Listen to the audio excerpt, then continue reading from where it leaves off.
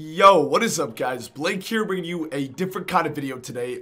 Normally I upload PvP videos every single day, but today I wanted to kind of just take some time and talk to you guys about the new pack and the new robe. So if you guys didn't know, this robe came out, or I should say this pack came out a few days ago, called the Marleybone Motorist Hoard Pack. And there are many things that this pack drops, but the most notable one, and this really just mainly affects PvP, is the Motorist Overcoat.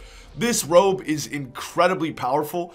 It doesn't really make you do any special kind of strategy, so it's not like the Allfather's robe that gives you shadow cards that allows you to play differently, or a pet that gives you item cards that allows you to play a certain way. It is literally just beefing up your stats and just making you more powerful, which is basically the definition of pay to win. So it gives you a ton of health, an absolute boatload of health, with a ton of resist, amazing shads, incredible block, really good power pip chance, and you get pierce on top of that.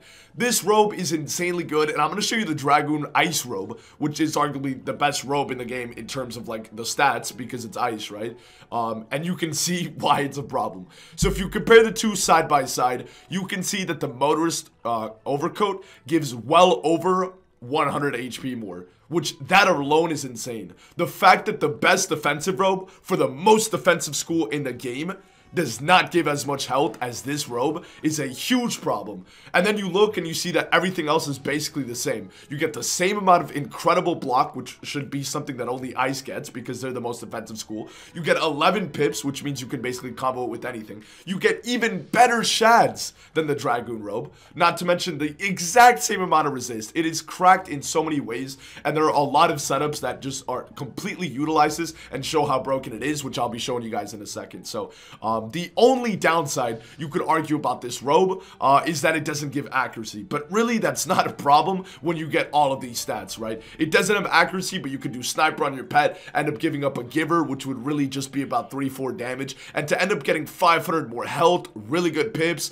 keeping pierce, getting a ton of block, amazing shads, and incredibly high resist. That is nothing. That is not a sacrifice at all. So you will start seeing everybody use this robe, unfortunately, and I think it's a pretty big problem, because you might be thinking, oh Blake, you know, everybody uses quote-unquote pay-to-win stuff. You know, you have the spooky robe, turquoise robe, people use wands from packs and stuff, and that is a problem. But the thing is when it keeps happening. They're starting to release packs like this about twice a month now, which I think is really, really bad, and it seems like every couple of weeks there's a meta shift with some new pack gear, some new wand, or some new robe, or some new boots, or new whatever that completely changes the meta and makes you have to get it just to stay in line. And this one is especially bad because I've already noticed the effects of it playing against other people that have the robe, and just losing because their stats are so good, because they have so much health, because they have so much resist, and it really feels like they're at an advantage over you, and it's not a skill-based advantage, right? You buy the pack, you get the robe, you equip it, there you go, you have an advantage. It's not like you played better or requires skill to use. It's literally just something that makes your gear better and your stats better, which I think is very bad for the game.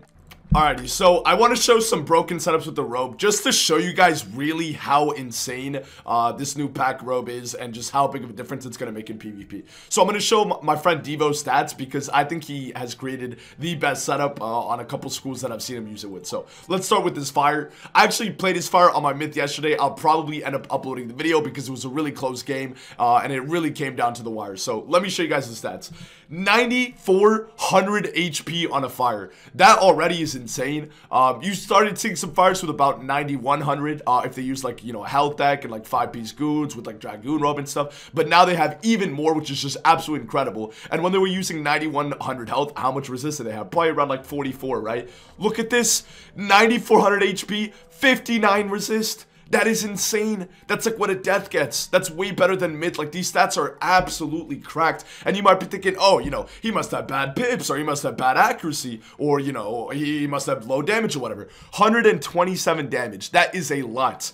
Considering you have this much health, this much HP, and the base damage on spells that fire can get, 127 damage is by no means little. And on top of that, he's got perfect accuracy, which means he can't fizzle. You go on to the rest of these stats, and it just shows how broken it is. is. His critical is low, but it really doesn't matter because the way that the critical rating works is that the chance of you critically is based on your level and not your rating. So basically everybody at level 140 has roughly the same chance of critically, which is kind of dumb. So his crit multiplier is not going to be insanely high. It'll be about 6 to 7%, but that'll still matter. You know what I mean? And if he had about an extra 100 critical, his crit rating really wouldn't change. It would still be about 6 to 7% relative to basically everybody else except somebody with super low block like 150. So the low crit actually doesn't matter. He's got very solid block, which means it's not going to matter if people crit on him because they'll probably get the 6 to 7 multiplier. That's pretty standard. If you look at the rest of his stats, 33 pierce. That's really good considering he is 9400 HP with 59 resist, which is absolutely insane. And then look at this, perfect pips as well, and his shad rating is 119, which I would say is a tiny bit on the lower side, but honestly, if you're at 115 shad rating or more, you're totally fine. It's really when you go like 110 and less that you notice a difference. So 119 shad rating with these stats is just absolutely incredible. Let me show you the gear that he uses. So he uses the turquoise hat, which might sound a little bit weird because you're giving up shads, but the Malster hats, they only give about 10 shad rating, which is obviously pretty powerful, but in exchange for giving up that shad rating, he gets better health, better resist, really good pierce, good accuracy, and good pips, which complements his setup, which is why he uses it and why you'll start seeing a lot of people use this hat as well, because it gives you that accuracy along with the tanky stuff. Obviously, the Motorist Overcoat, which is absolutely cracked. I mean, just take a look at the Dragoon Robe from it compared to the Motorist Overcoat and tell me how they're even close. Tell me how these are even comparable. You know what I mean? The Motorist Overcoat is just incredibly good and just better in every single way.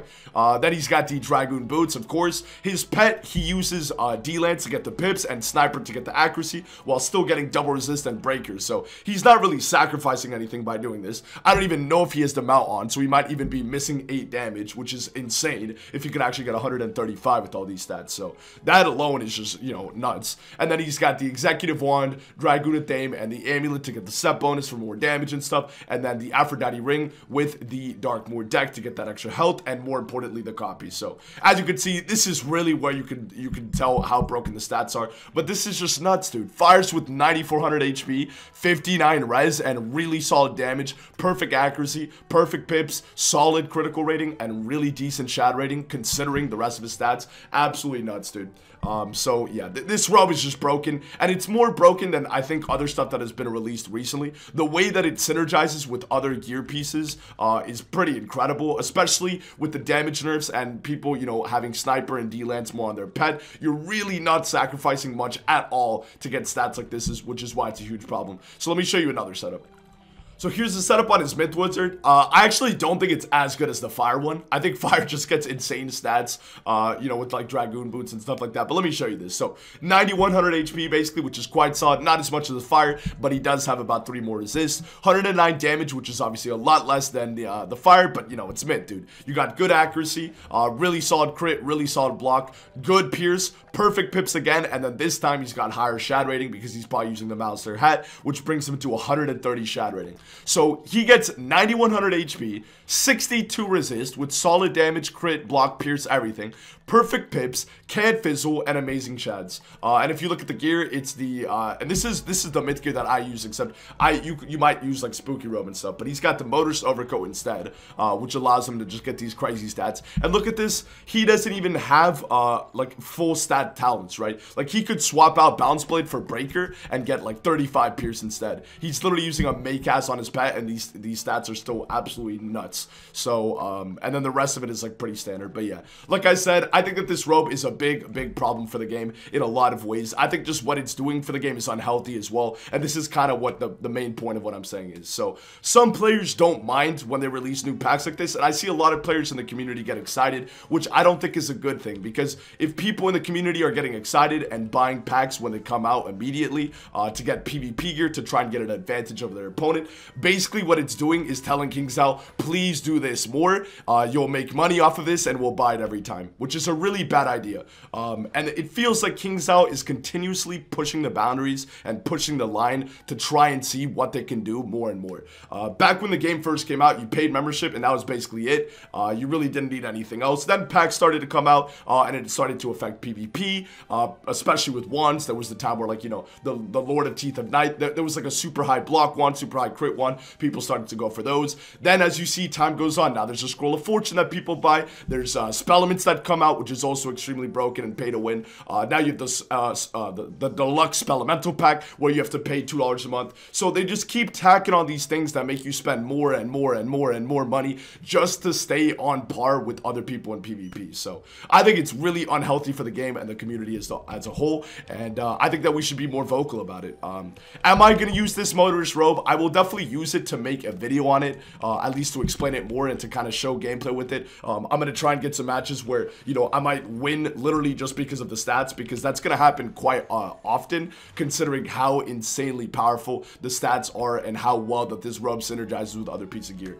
So I don't know if I'll use it after that. It really feels, as I've been playing over the last couple days and more people are using it, that if you don't use it, you're going to be at a real disadvantage. And other times in the past, if you didn't have pay to win items, it was bad, but this feels especially bad. It feels really like if you don't have it, you're a lot more likely to lose the game, even if you play well, which I think is really, really unfortunate. So let me know what you guys think. I think this is a problem for the community, and I'm pretty unhappy with this pack, and it's just going to keep happening. They're going to keep making things that you need to pay for. They're going to start making, you know, new spells where the base version is bad, and you pay Spellements to make it decent, and you have an advantage over your opponents, or even overpowered, as is the case with Nautilus, and they're just going to keep doing stuff like this. So I'm really unhappy about it, and I'd love to hear you guys' thoughts.